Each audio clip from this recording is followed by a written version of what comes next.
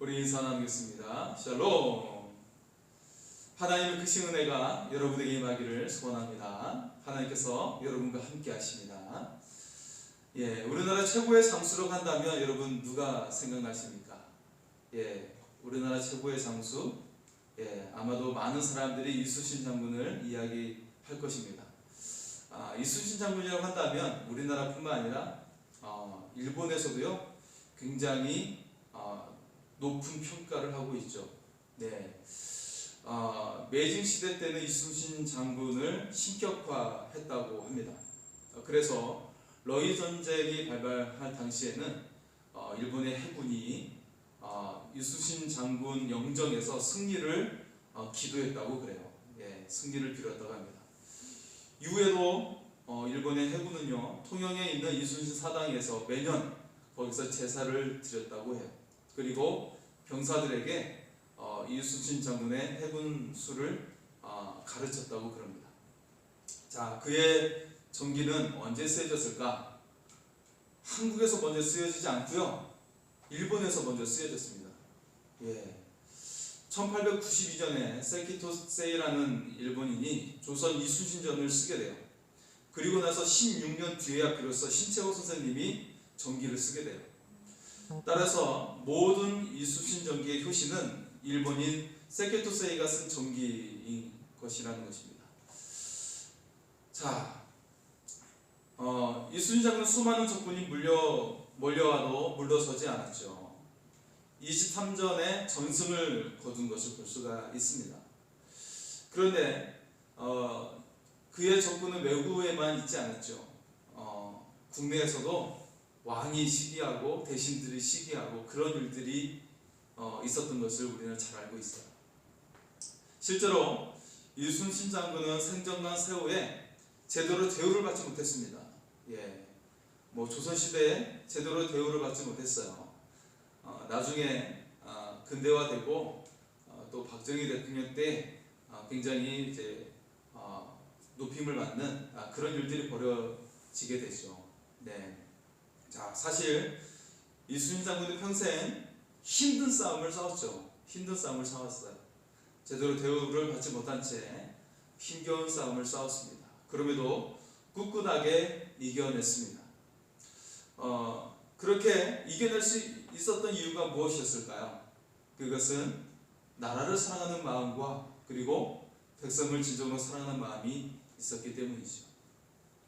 자, 우리의 가슴 속에 그는 영원히 영웅으로 남아 있습니다. 자, 오늘 말씀의 주인공 욥도 그런 생각이 듭니다. 사방에서 욥을 공격을 해요. 마을 사람이든 가족이나 친한 친구도 욥을 공격하고 있어요. 그럼에도 욥이 흔들리지 않아요. 거기에는 매우 중요한 비밀이 담겨져 있죠. 고난이 더할수록 욥이 의지한 것은 사람이나 물질이 아니었다라는 거예요. 더욱 하나님을 의지한 것입니다. 오늘은 욥기 18장과 19장의 말씀을 보겠습니다. 두 장의 말씀인데요. 자, 18장의 말씀은 욥의 세 번째 친구인 빌닷의 말이죠. 빌닷의 두 번째 말입니다. 그리고 19장의 말씀은 욥의 대답이죠. 자, 이 말씀을 통해 우리는 하나님을 믿는 사람들 중에 고난을 통과한 자와 통과하지 못한 자의 아주 뚜렷한 차이를 볼 수가 있습니다. 자, 빌닷은 18장에서 악인이 망할 수밖에 없는 이유에 대해서 말하고 있어요. 즉, 욥이 고통받는 이유는 죄 때문이라고 말합니다. 반면에 욥은 19장에서 하나님께서 자신의 백성이 어떻게 낮아지고 고통받는지 설명하죠. 우리가 욥을 보면 어떤 생각이 듭니까? 욥이 망한 것 같아요. 하나님의 심판을 받고 있는 것 같죠. 그러나 놀랍게도 욥은 당당합니다. 전혀 꿀리지 않아요. 친구들의 책망에는 그가 괴로워하죠. 그러나 하나님만 생각하면 매우 담대해지는 것을 볼 수가 있어요. 그리고 욥은 이렇게 말합니다. 내가 주를 보리라. 고난당하는 성도의 절정이라고 볼 수가 있는데요. 내가 주를 보리라. 바로 오늘 말씀의 제목입니다. 우리 한번 따라서 할까요? 내가 주를 보리라. 예, 고난 중에 주를 바라볼 때 주께서 반드시 함께 하실 줄 믿습니다. 이 시간 주님을 바라보시기 바랍니다. 하나님의 은혜로운 손길이 여러분과 함께 하실 줄 믿습니다. 자, 18장은 빌닷의 책망입니다. 빌닷은 대표적으로 고난을 통과하지 못한 자이죠. 빌닷은 형통하게 살았어요. 그리고 그의 표현은 다른 친구들에 비해서 굉장히 거친 것을 볼 수가 있죠. 빌닷의 생각에 욥이 망하게 되었으니 친구들의 말을 고분고분 잘 들을 것이라고 생각을 했습니다. 그러나 욥이 조용하기는커녕 말이 많아요.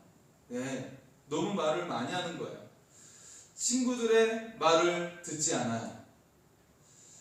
예, 그래도 의로운 친구들이라고 생각을 했는데 그들의 말조차 듣지 않으니까 욥이 괘씸하다는 생각이 들었어요. 이 괘씸한 욥. 18장에서 이 빌닷은 악인은 망할 수밖에 없다고 강조합니다. 빌닷이 생각했던 악인이 누구일까요? 충격적이게도 고난당하는 욥이 악인이라고 생각하고 있는 거예요. 욥의 고난받는 이유를 죄 때문에 하나님께서 진노하셨다고 보기 때문입니다. 자, 빌닷은 처음 1절과 4절에 욥에 대해 불쾌함을 나타내고 있죠. 친구들의 말을 듣지 않기 때문이에요. 그리고 5절에서 마지막 21절까지는 악인에 대해 길게 설명합니다. 악인은 멸망할 수밖에 없다라는 이야기죠. 자, 왜냐하면 고난받는 욥이 악인 중에 한 명으로 보고 있기 때문이죠. 당시에 학문은 악인의 관심을 많이 갖는 것 같습니다. 사실 유교나 불교도 악인의 관심을 많이 가져요. 그래서 유교는 삼간과 오륜을 지켜서 분자가 되라고 말하고 있죠. 불교는 자신을 해탈하고 자신을 비우고 어때요? 보살이 되라고 말을 하고 있죠. 자, 빌닷이 말하는 악인에 대한 설명은 틀리지 않아요. 그렇지만 욥과 빌닷의 차이점은 무엇일까요? 아주 뚜렷한 차이점이 있습니다. 빌닷의 문제는 고난을 통과하지 못한 자라는 거예요. 그리고 욥은 고난을 통과한 자입니다. 자, 사람 가운데 열매를 맺는 사람과 열매를 맺지 못하는 사람이 있습니다. 욥은 고난을 통해 스스로 열매를 맺을 수 있는 사람이 되었어요. 이제 하나님께서 빛을 비춰주시고 물을 공급해 주시면 욥은 풍성한 열매를 맺게 됩니다. 욥에게 하나님이 함께 하세요. 욥이 하나님 안에 거하고 있어요. 그렇기 때문에 욥은 스스로 열매를 맺을 수 있는 사람이 되었어요. 어떤 사람은 열매를 맺을 수가 없어요. 운 좋게 열매를 얻게 됩니다. 구해온 열매를 가지고 자랑을 해요. 나 이런 열매 있다고, 큰 열매 있다고 자랑해요. 그러나 그는 스스로 열매를 맺을 수 없는 사람이에요. 그 속에 생명이 없기 때문이죠. 세상에 많은 사람들이 후자에 속합니다. 스스로 열매를 맺을 수가 없어요. 다른 곳에서 열매를 구해와서 자랑을 해요. 나 이런 거 있어, 나 이런 거 있어. 나 잘났지 하면서 자랑을 하죠. 세상에서의 성공, 출세, 어떤 물질적인 축복에 대해서 자랑합니다. 그런데 이 속에는 생명력이 없어요. 여러분, 우리가 자랑할 것이 무엇입니까? 내가 잘된 것을 자랑하는 것입니까? 자녀들이 잘된 것을 자랑합니까? 여러분, 그것은 세상 사람들과 똑같은 거예요. 오직 우리의 자랑은 하나님이 될 수 있기를 소원합니다. 이 모든 것을 주신 하나님을 사랑하고 하나님께 영광 돌릴 수 있기를 소원합니다. 할렐루야. 자, 19장의 욥의 대답입니다. 19장은 욥의 대답의 말씀인데요, 크게 두 가지 내용을 말하고 있어요. 먼저 욥은 자신의 시련에 대해서 말을 하고 있습니다. 그리고 나서 두 번째는 자신의 신앙 고백을 말하고 있습니다. 욥기서가 주는 가장 큰 감동은 무엇입니까? 고난당하는 많은 성도들을 위로해 준다는 것이죠. 오늘 욥기서를 통해 우리가 큰 위로를 받고 힘을 얻을 수 있기를 소원합니다. 자, 먼저 우리가 보게 되는 것은요, 고통을 안겨주는 친구들의 모습을 보게 됩니다. 욥은 친구들이 고통을 안겨다 주고 있다고 호소하고 있어요.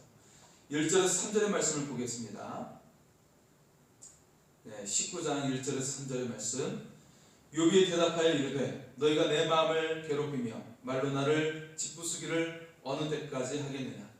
너희가 10번이나 나를 학대하고도 부끄러워 아니하는구나. 욥이 시련을 받으면서 사람들과 친구들에게 고통을 받고 있어요. 그러나 욥은 절대 굴복하지 않습니다. 그리고 당당하게 자신을 변호하고 있어요. 그 이유는 욥이 확신이 있었기 때문이죠. 내 고난이 죄의 심판이 아니라 하나님께서 주시는 연단임을 확신하고 있어요. 그래서 절대적으로 하나님을 향하고 있습니다. 자, 우리가 두 번째로 보게 되는 것은요, 하나님께 연단받는 성도의 특징을 보게 됩니다. 오늘 본문은 매우 소중한 내용을 다루고 있어요. 하나님께 연단받을 때 특징을 소개하고 있습니다. 여러분, 지금 어려움 중에 있습니까? 여러분, 믿는 자에게는 고난이 고난으로 끝나지 않습니다.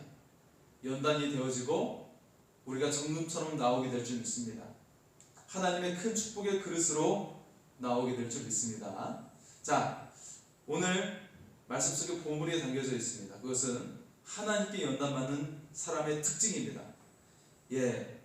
오늘 몇 가지가 소개되어져 있는데요, 5가지입니다. 첫째는 기도 응답이 보류가 돼요. 기도 응답이 보류가 된다. 7절의 말씀을 보겠습니다. 내가 폭행을 당한다고 부르짖으나 응답이 없고 도움을 간구하였으나 정의가 없구나. 하나님께 기도했는데 응답이 없어요. 여러분, 기도 응답이 없다고 낙심하지 마시기 바랍니다. 하나님은 더욱 기다리고 계세요. 더욱 놀라운 때를 기다리고 계십니다. 우리가 반드시 놀라운 응답으로 우리에게 응답해 주실 줄 믿습니다. 자, 두 번째는요, 세상 길을 막으십니다. 8절의 말씀입니다. 그가 내 길을 막아 지나가지 못하게 하시고 내 앞길에 어둠을 두셨습니다. 하나님께서 철저하게 세상의 길을 막으세요. 내가 세상에서 성공할 수 있고 잘 될 수 있는데 그 길을 막고 계세요. 내가 사람들의 자랑이 되고 정말 높임을 받을 수 있을 것 같은데 하나님께서 그것을 막으세요. 하나님의 뜻이 무엇일까요? 하나님께서 우리를 붙잡기 위해서요. 우리가 철저하게 하나님만을 붙잡을 수 있도록 세상의 길을 막고 계신다는 것입니다. 이거는 하나님의 또 다른 은혜입니다. 그 은혜를 우리가 볼 수 있기를 소원합니다. 자, 세 번째는 세상의 자랑과 영광을 다 빼앗아 가십니다. 세상의 자랑과 영광을 빼앗아 가신다고요? 하나님 그렇게 하십니다. 9절의 말씀을 보겠습니다. 나의 영광을 거두어 가시며 나의 관모를 머리에서 벗기시고. 세상의 자랑을 다 빼앗아 가세요. 그럴 때 나중에 하나님이 나의 자랑이 될 줄 믿습니다. 하나님이 나의 자랑이 되십니다. 자, 네 번째는요, 그렇게 하고 난 후에 아무것도 못하게 하신다는 거예요. 우리에게 아무것도 못하게 하신다. 10절의 말씀을 보겠습니다. 사면으로 나를 허르시니 나는 죽었구나. 내 희망을 나무 뽑듯 뽑으시고. 여러분, 지금 코로나로 정말 아무것도 할 수가 없죠. 지금 2.5단계라서 28일까지 우리가 성탄절 예배도 제대로 드릴 수 없는 상황이 되었어요. 그러나 우리가 이 순간에 확신할 수 있는 것이 있습니다. 오직 하나님만이 할 수 있다는 확신을 갖게 되는 거예요. 우리가 어떤 것도 할 수 없을 때 우리가 느끼게 되는 것은 오직 하나님만이 모든 것을 할 수 있구나 라는 확신입니다. 우리가 하나님에 대한 절대적인 확신을 가질 수 있기를 소원합니다. 여기에서 우리는 욥과 함께 이렇게 말하게 되죠. 나는 죽었구나. 나는 죽었구나 생각하게 돼요. 그런데요, 여기에 놀라운 비밀이 담겨져 있어요. 내가 죽어야 하나님의 능력이 내 속에서 나오게 될 줄 믿습니다. 한번 따라서 할까요? 내가 죽어야 내 속에서 하나님의 능력이 나오게 됩니다. 할렐루야! 이 은혜가 우리에게 임하게 됨을 믿습니다. 자, 5번째입니다. 마지막 5번째인데요. 주위 사람들로부터 철저하게 멸시를 당하게 하십니다. 네, 주변에 있는 사람들에게 철저하게 멸시를 당하게 하신다. 13절에서 19절까지 굉장히 긴 내용인데요. 주변 모든 사람들에게 멸시당함을 구체적으로 소개를 하고 있어요. 나의 형제들이, 내 친척들이, 종들마저, 그리고 나의 아내도, 어린아이들이, 그리고 가까운 친구들이, 심지어 나의 사랑하는 사람들이 나의 대적자가 되었다고 말하고 있습니다. 정말 처절하고 고통스러운 순간이죠. 내가 믿었던 사람들, 내가 사랑했던 사람들까지도 나의 대적이 되고 말았어요. 원수가 되고 말았어요. 여러분, 이 모습 속에 무엇이 느껴집니까? 사람의 한계를 느끼게 되는 거예요. 사람의 한계. 그렇다면 우리는 사람에 대해 어떻게 대해야 될까요? 사람을 그냥 무시하고 그냥 사람들을 그냥 버려버리면 될까요? 우리는 여기서 아주 놀라운 비밀을 깨닫게 되는 것이죠. 사람은 신뢰의 대상이 아니라 오직 사랑해야 할 대상이라는 것이죠. 여러분, 사람 다 연약해요. 나도 연약하잖아요. 나도 쓰러지고 넘어지고 화내고 때때로 속일 때도 있고 때때로 미워할 때도 있잖아요. 질투할 때도 있잖아요. 네, 결국 나 자신도 연약한 것처럼 다른 사람들도 연약해요. 그래서 결국 우리가 깨달아야 되는 것은 사람은 신뢰의 대상이 아니라 사랑해야 할 대상이라는 사실입니다. 우리가 이 진리를 잘 우리가 알 수 있기를 소원합니다. 그리고 또 우리는 여기서 확신하게 됩니다. 사람들은 우리에게 등을 돌릴 수가 있어요. 그러나 하나님만은 절대 포기하지 않으시는 하나님이신 줄 믿습니다. 한번 따라서 할까요? 하나님께서는 절대 나를 포기하지 않으십니다. 할렐루야! 이 은혜가 우리와 함께함을 믿습니다.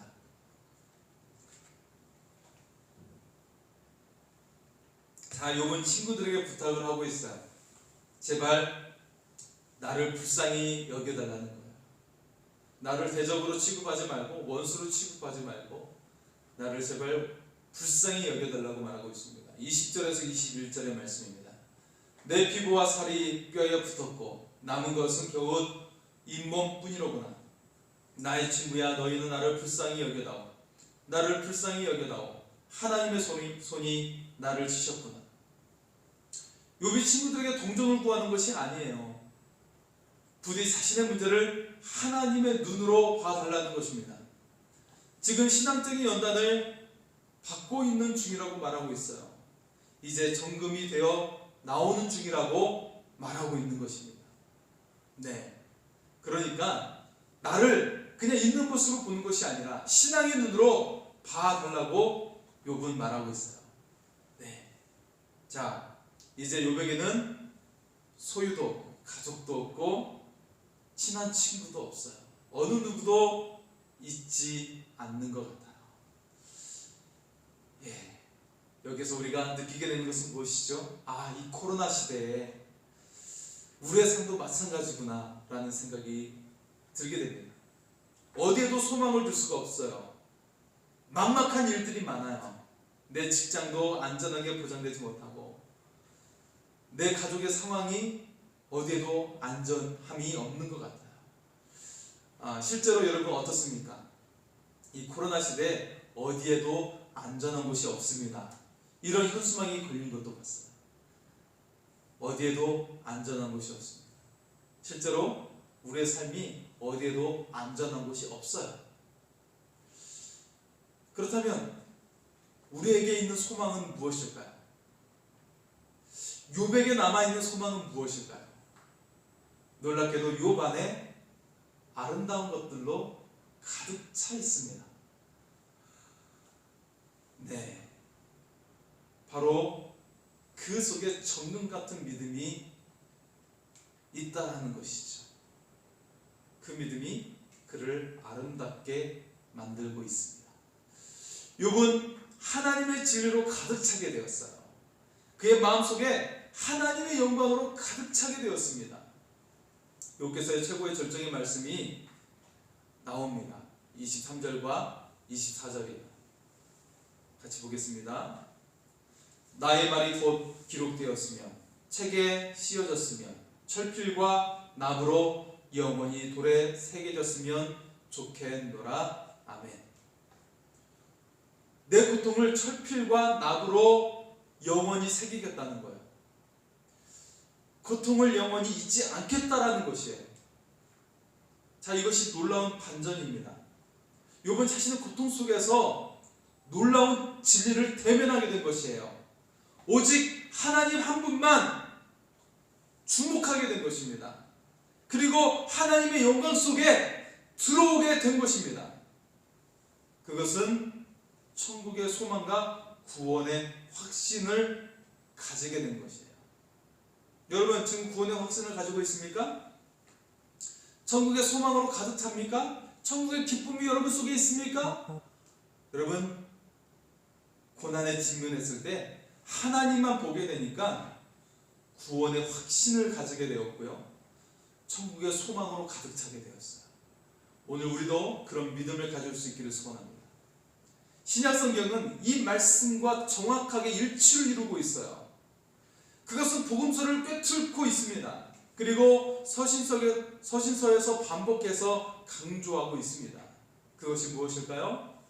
바로 십자가의 능력과 부활의 영광입니다. 예수 그리스도의 십자가가 영원히 지워지지 않는 철필과 나무로 기록이 되었어요. 십자가의 죽음을 통해 부활의 영광을 얻게 됩니다. 모든 인류가 십자가의 그리스도를 통해 구원을 얻게 되었습니다. 모든 성도가 십자가의 고난을 통과해야 되는 거예요. 그럴 때 비로소 부활의 삶, 구원의 삶을 살게 될 줄 믿습니다. 지금 욥이 고난을 통과하고 있어요. 그 안에 천국의 소망과 구원의 영광이 완성되고 있는 것입니다. 그리고 이제 욥은 엄청난 고백을 하게 됩니다. 25절의 말씀입니다. 우리 25절의 말씀을 보겠습니다.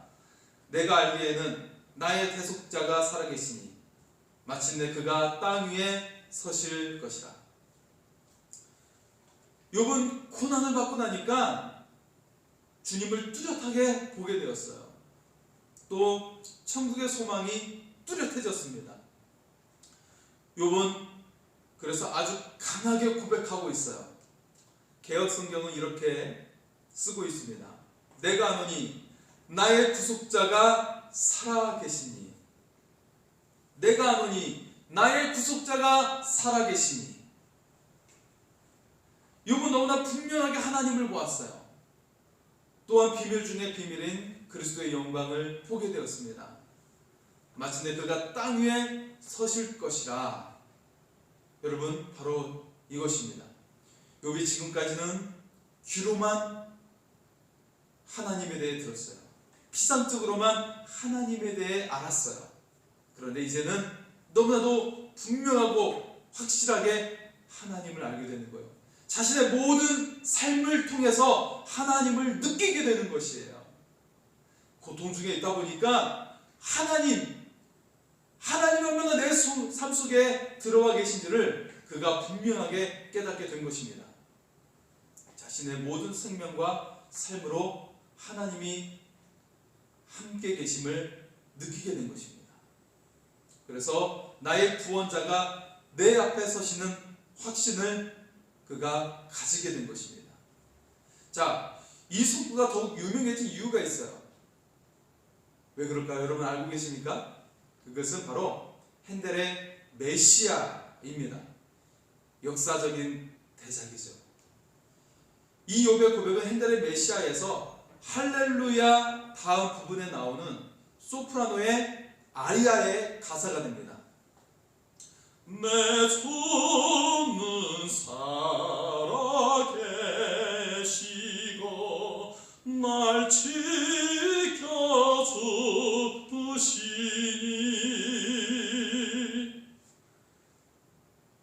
핸델의 메시아 소프라노 아리아 부분의 가사가 되었어요.